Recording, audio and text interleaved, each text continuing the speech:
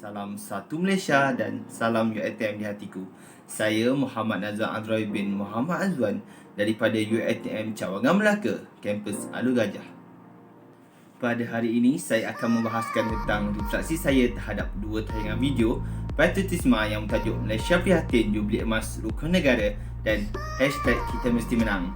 Menurut pengetahuan anda semua, pada malam 25 November tahun 2020, pihak UiTM telah mengadakan dua tayangan video patriotisme di satu laman web RTM, dan tayangan video ini wajib ditonton oleh semua pelajar UiTM di seluruh Malaysia yang mengambil kursus core curriculum.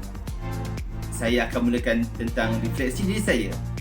Bagi saya, kedua-dua video tersebut amatlah berkait rapat kerana dalam tayangan video pertama, ia menceritakan tentang kepentingan rukun negara, manakala dalam tayangan video kedua, ia menceritakan tentang bagaimana warga Malaysia mengatasi COVID-19 yang telah tular di negara kita. Ini adalah refleksi saya terhadap 5 rukun negara. Ini adalah 5 rukun negara di Malaysia.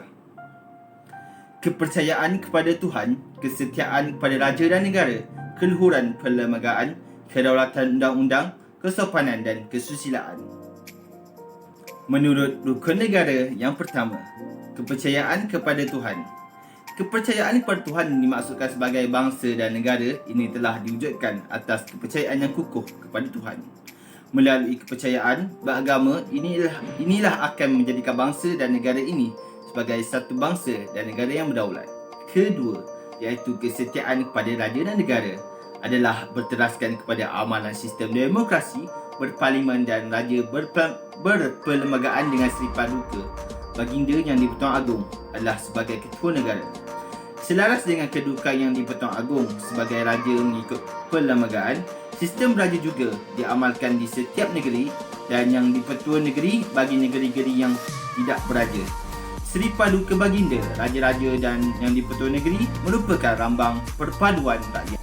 Kesetiaan kepada raja dan negara bermaksud bahawa setiap warga negara hendaklah menumpukan sepenuh tahan setia, jujur dan ikhlas pada Seri Paduka Baginda Yang di-Pertuan Agong.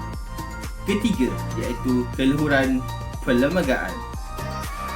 Hal ini menekankan perlunya rakyat menerima, mematuhi dan mempertahankan keluhuran atau kemuliaan perlembagaan. Negara perlembagaan negara adalah sumber perundangan yang tertinggi dan berfungsi untuk memberi perlindungan kepada setiap rakyat. Negara ini akan ada hak keistimewaan mereka sebagai warga negara. Setiap warga negara Malaysia dikehendaki menghormati, menghargai serta memahami maksud dan kandungan serta latar belakang sejarah pembentukan perlembagaan negara Malaysia. Oleh hal yang demikian, ia merupakan satu kotak sosial rakyat yang tidak boleh dipersoalkan dan diganggu oleh mana-mana individu atau mana-mana pihak. Keempat, kedaulatan undang-undang. Keadilan yang diasaskan oleh kedaulatan undang-undang menunjukkan bahawa setiap rakyat adalah sama taraf di sisi undang-undang. Selain itu, kebebasan asasi juga terjamin bagi semua warga negara Malaysia. Undang-undang negara yang berasaskan perlembagaan perlu diterima dan dipertahankan kedaulatannya. Tanpa adanya undang-undang, maka negara tidak akan mencapai keamanan dan kestabilan. Yang terakhir sekali, iaitu rukun negara yang kelima, kesopanan dan kesusilaan. Menekankan perkembangan personaliti dan tingkah laku setiap rakyat.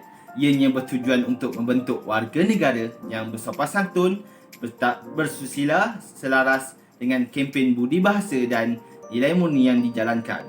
Sifat individu yang bersopan santun dan bersusila adalah paling bermakna dan amat penting dalam konteks perhubungan antara satu sama lain. Oleh itu, sikap bersopan santun dan bersusila patut diamalkan bagi membentuk seseorang individu dan masyarakat yang berdisiplin dan memoral tinggi yang akan membantu mewujudkan sebuah masyarakat yang harmoni. Sekian, terima kasih. Itu sahaja refleksi saya terhadap 5 rukun negara yang terdapat di Malaysia.